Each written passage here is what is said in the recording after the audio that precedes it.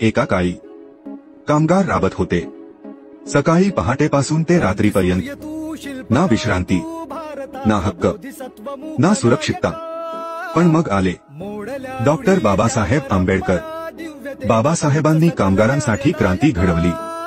कारखाना कायदा 1948, कामाचे 8 तास निश्चित केले.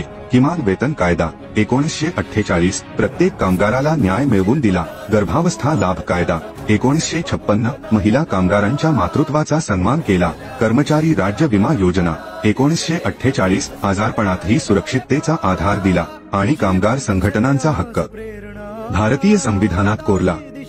आज आपण जेव्हा सुट्टी घेतो, जेव्हा किमान वेतनाचा हक्क मागतो, तेव्हा प्रत्येक वेळी आठवा, हा प्रत्येक हक्क बाबासाहेबांनी आपल्या रक्ताने, घामाने आणि बुद्धीने लिहिला. जय भीम.